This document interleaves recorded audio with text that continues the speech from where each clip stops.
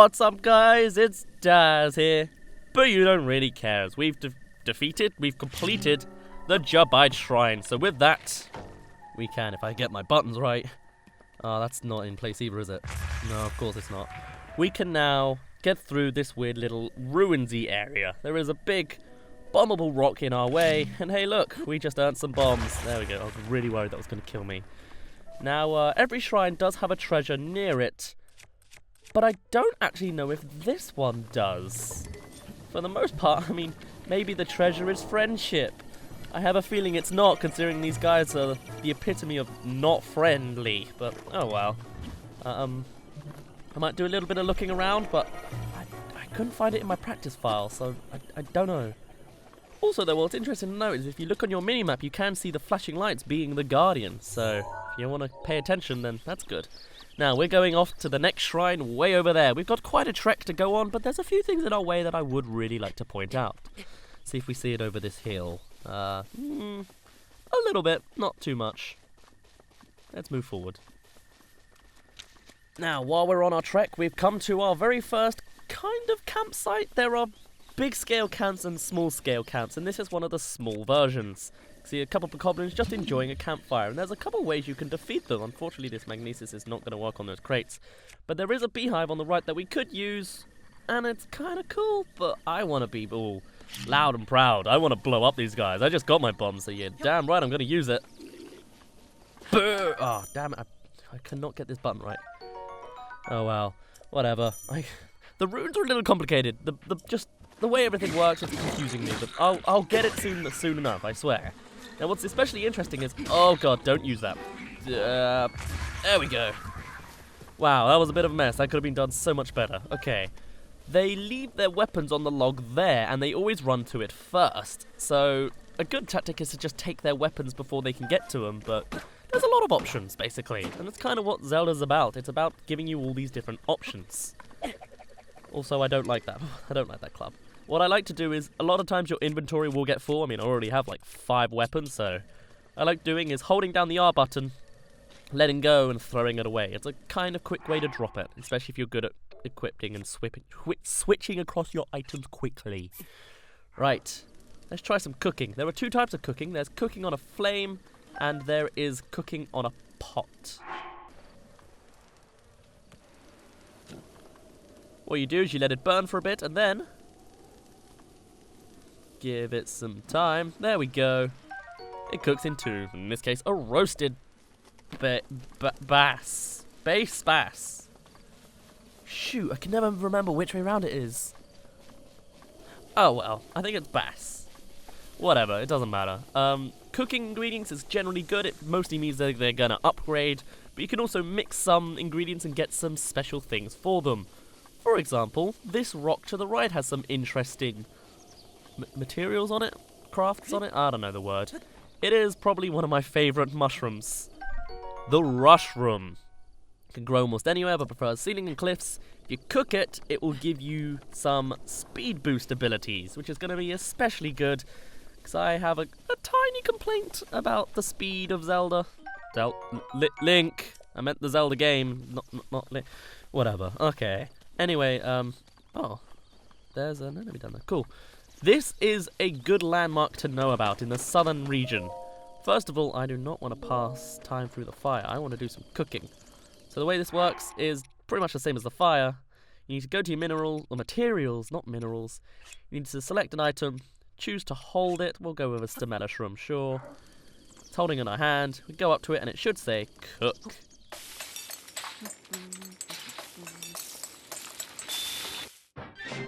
Lovely. That gives us an energizing mushroom skewer, which is cool. Now, I was at first actually kind of worried about showing off cooking because I didn't actually know all the recipes, but it's kind of simple because it tells you directly. If you look at the description of most ingredients, it will tell you the recipe for it. And you just need to stack more onto it, and the effect boosts. That's about it. So I'm going to do some cooking. I'll be back in a moment.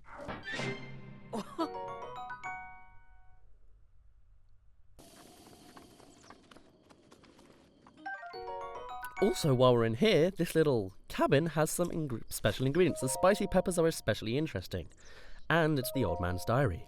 On this desolate plateau, the only pleasure that brings me comfort is cooking. And today I outdid myself. Truly, I created the perfect dish. I call it spicy meat and seafood fry. This recipe not only restores health, but it also keeps me warm, even when traveling in the snowy mountains. With this dish on my side, I no longer have the need of my itchy, warm doublet. I do not know how I allowed this to happen, but it seems I forgot to write down a very important recipe. I know it contained raw meat and spicy pepper. However, I simply cannot remember what else is used, or I used. My age is catching up to me. Sadly, on this lonely plateau, I have only my own knowledge and memory to rely on. Still, if I did find someone who knew the missing ingredient, I would happily reward them with my warm doublet. However, it seems unlikely that such a miraculous wish will ever be fulfilled. And that's about it. So, if you want a warm doublet, it's this really warm coat, basically, that will keep you warm in the cold. We need to create that recipe. The raw meat, spicy pepper, and some extra hidden ingredient. Alright, interesting. I'll keep that noted. Now there are pots to break. Pots? There, I think one out of spicy pepper, actually. You can't sleep in this bed, though. It's a shame. I guess it's because it's occupied. But you can find another baked apple and a stamella from here.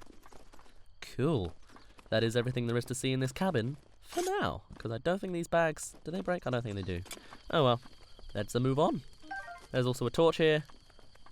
You can light it on fire with pretty much anything. And a pot lid, which you can use as a shield, I believe. Not going to. It's not very powerful. 1 defense. Not too good. Right, let's cook some spicy peppers because they're going to be very helpful to us. 1 will give us like a minute. 2 will give us... How long? Oh, 5 minutes of cold resistance. And 3 will obviously get you more. That's how it works. There's no real major mixing involved. So just stack them and you'll get longer effects. Nice. Right, now with that, let's make some progress. Because you may see in the distance a familiar face. There's only one familiar face, so it can only be one person. But we're going to the shrine up here, so we need to do a little bit of climbing to get there. So it's not that easy, since there isn't really that much of an obvious path to get there. And while I'd love to take down this camp here, I don't actually have any arrows, so I'm not going to have any good effect with the archer, so we'll come back to it later. The best way to do this path, really, is to go here, because we have some special things to find out and see. Oh, fancy that, so we meet again. What are you doing? I thought this tree here might make for some good firewood. However, getting a tree to fall exactly where you want it to is quite an art. The trick is to turn your hips so that they face where you want the tree to land. So, I see you found my axe. Why not help me out and give it a swing?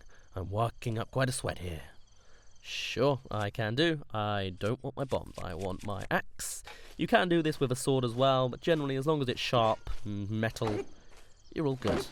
So you can break down trees. It will drop any fruits it has, it'll give you wood if you break the logs, and... Oh, I see you did my work for me. Wonderful. Go ahead and take some of that wood for yourself. Don't be shy now. Some trees in the plateau, and probably everywhere in Hyrule, can drop an extra thing. They can drop a certain type of leaf. However, only certain trees do it, and let's see if I can actually get one sometime soon. I generally don't have the best of luck. Maybe I'm just knocking down the wrong trees, but oh well. You can also use these trees to build a bridge. It's really cool. Little finicky, because you can very easily die, but cool. Right, this is the path we want to be on. So let's fight these bokoblins somehow. Can I drop a tree on you? That would be cool. No, that just wakes them up. Or notifies them. Cool. Just wanted to know. Okay, I was going to cut out this fight because I didn't think it would be very interesting to watch, but actually, this Boko Spear guy is really giving me a bit of issue because he just loves to spin the thing. He's doing it a bit much. Spears are probably one of my personal favourite weapons just because they're so good. There's such a long range and you can just, well, Link doesn't swing them about, but bokoblins that do are kind of an issue. Thankfully, if you hold down your weapon, you can do a super strong attack like this. They're really no problem. Cool. Right. Grab some apples since they fell out the tree, and where I want to go next is actually forward a bit. There's a treasure, I believe, down here. Yeah. Cool. Nice, some fire arrows. They are no longer just a special item, they're something you can get pretty early on. Now, I apologise for all the cutting about. For the most part, it's because I kind of want to cut down on time, but also feeling a little awkward right now and sort of not so much running out of things to say, but not really finding the opportunity to do it. I'm just a little bit cautious of where I am because there's people walking around near me, and it's just a little bit finicky. Hopefully it's something that'll pass soon. Now, climbing this mountain, what you're going to want to do is you're going to want to find all these little cliffs, shelving spaces. I can't really explain it very well. They will let you get off the mountain and actually get your stamina back, which is something you're really going to want to need. But now, look at Link climbing. Very, very slow. Thankfully, we do have some rush rooms we could be using, but generally, I just want to sort of point out how slow this is. I don't like it. But the game does do a good job of making it better. There are multiple ways you can work things out to make things faster. There's even an item not too far later in the game that'll just make you climb faster. It's a lot better that way, but it's just my own little gripe with things. Good lord, I thought I was going to die then. But yeah, so it's just a thing that I notice because it I don't know, when I watch other people climbing, I'm just like, I just want to skip this whole thing, so I usually do. But don't skip my one, because I've got some fun facts for you. While we're on this slow journey up the mountain, I'll tell you an interesting thing. So, the guardian enemies we met that were stuck in the ground and shooting at us from the Jabai Shrine, they were actually first designed in this game. They were designed before anything else in the game and ended up being the sort of base plate for the entire game, with the whole technological feel and just the entire, like, practically the plot came from their design, which is kind of interesting to know. But also, they are based off of Octoroks, the original Octoroks from the original Legend of Zelda. This is because IGI Aonuma imagined the Octoroks to be massive in size, and so the idea of having a massive octopus enemy instead of a massive robot one seems kind of gross. But having a robotic technique-y one kind of makes sense and is kind of intimidating when they're as fast as they are. Anyway, that's my nice little thing. We are now at the Overtower Shrine.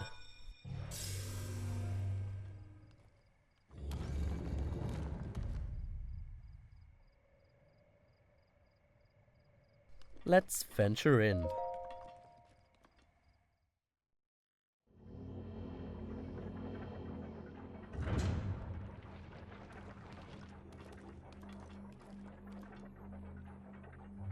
To you who sets foot in this shrine, I am Overtower. In the name of the goddess Hylia, I offer this trial. The Stasis Trial. This is probably one of my favourites. Now notice the gear in the background. There's some Hylian language on it. I'll tell you what it means in a moment, because first, let's get our new rune.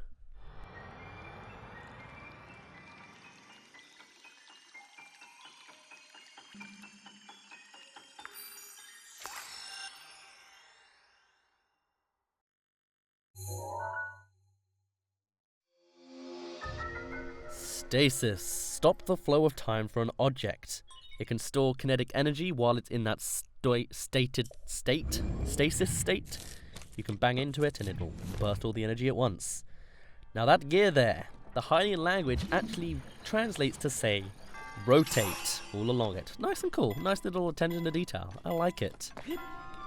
Now when you put an object in stasis, there's always a timer. You can hear it flashing in the background. And then it comes off after a little bit. You can also use it on this ball here. If I can time this right. No, I was going to have it stop right there. Okay.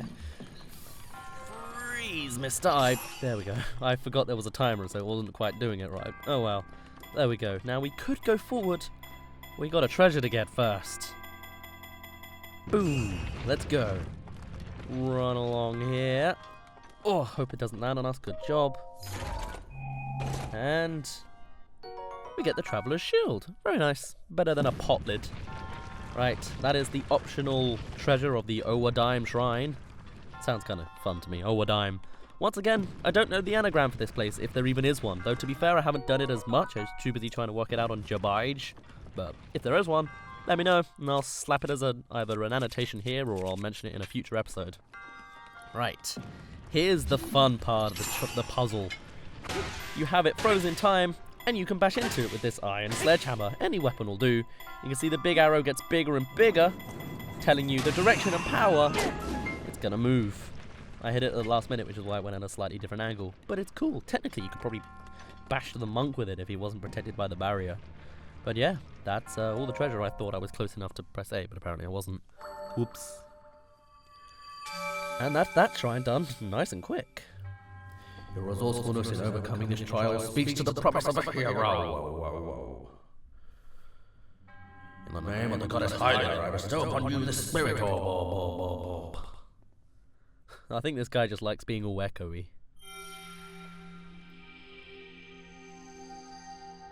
Now, not every monk will be in the same position. These plateau ones are, but later on we'll see them in all sorts of different poses. Which is nice. May the goddess smile upon you.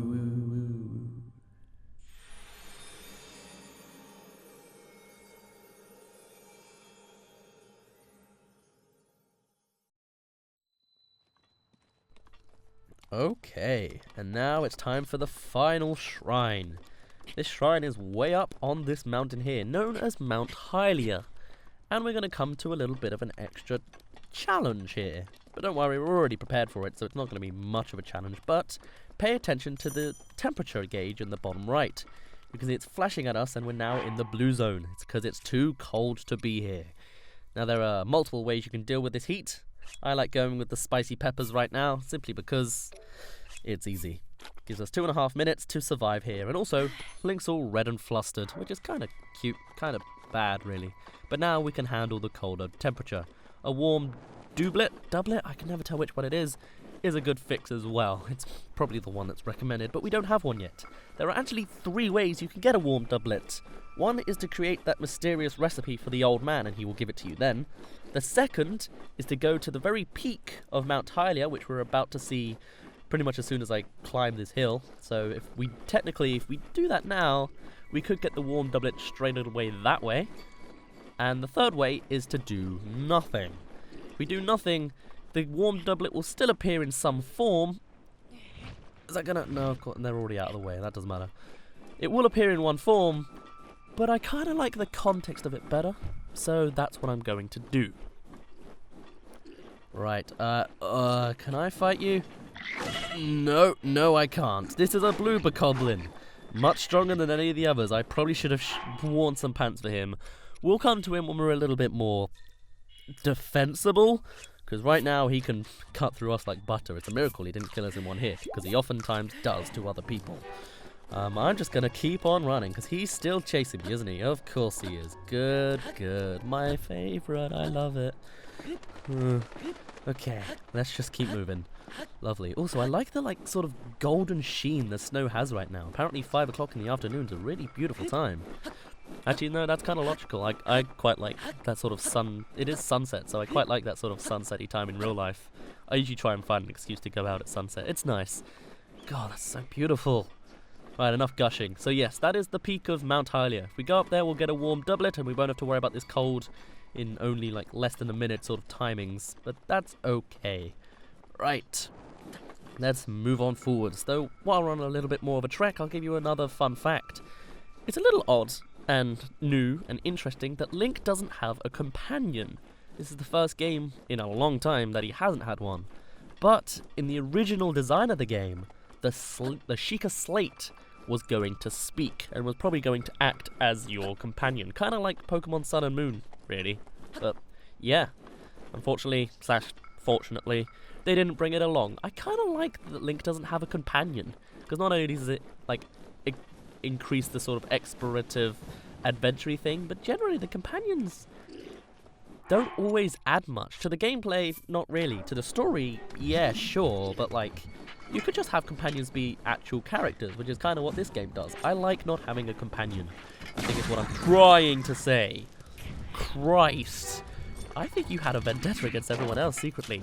Get out of here. Oh, right, that was our introduction to a bomb barrel. Well, there it goes. Also some seared steak. You can get it by cooking raw meat. Thankfully, these guys did it for us, and I'll just take it. Lovely. As you can see, more bones. Clearly, the bokoblins really like skeletons. But yes, that's a bomb barrel. Be careful with those. They will almost kill you, like that guy killed most of his friends. Right. Final trip. This is the treasure outside of the shrine. We'll get it once we get the rune from this place. Also, it's kind of funny that... Welcome to Kendamut Shrine, by the way, but it's funny that Link just has his little bare feet on the snow. That must be cold. Alright. Let's jump in. And with that, we'll end the video after that. This environment's so pretty with the sunset on the right.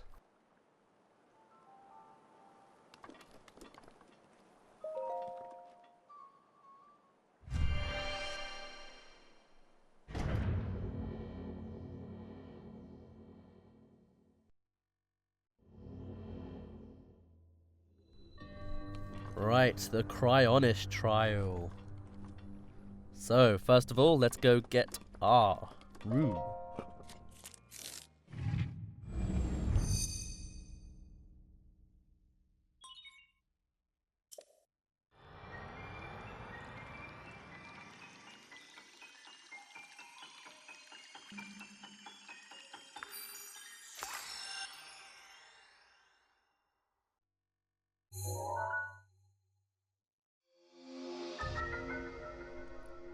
A Cryonis rune. A pillar of ice comes out of the water surface. Can be used as an obstacle, or a platform. Both, really. Now what's interesting is, this shrine actually doesn't explore all the capabilities of this rune, but we'll be seeing it fair enough, soon enough. So first of all, an ice pillar comes out of the water, and you can use that to get up higher places. But also, if there's water about, you can use it to lift a gate. And finally, slash not entirely fine actually, you can use it as a sort of barrier to keep you protected, which is nice. Also, it can be used as higher ground. If I, hold on, get out my bow, then change, boom! Lovely. Look how easy that guy goes down. And now it's an ancient screw. Not quite an ancient spring, but basically the same thing, just slightly different. And now, for a puzzle. It's not a hard one. Put down one pillar. Good job, you did it.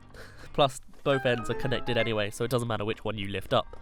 But yeah, that is the Cryonish trial. Pretty simple, really.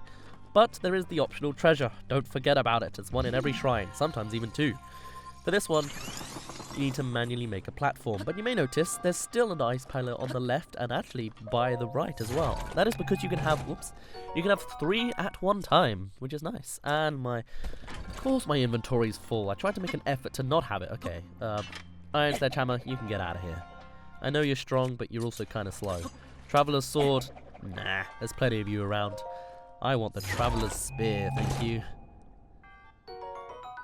Nice. Technically does less damage, but god, I love spears. They're just the best. Right, now I look like some sort of tribal person with all this sort of bokoblin gear, but oh well. Right, that is the last part of Kendamut Shrine. Once again, I don't know the anagram for this place, if there even is one. So let me know, and I'll pop it in some episode. Or in an annotation. There was also just another company trial, please do problems of the hero. Yeah, I skipped it. It's the same. You know how it goes. We'll leave it at that. May the goddess smile upon you.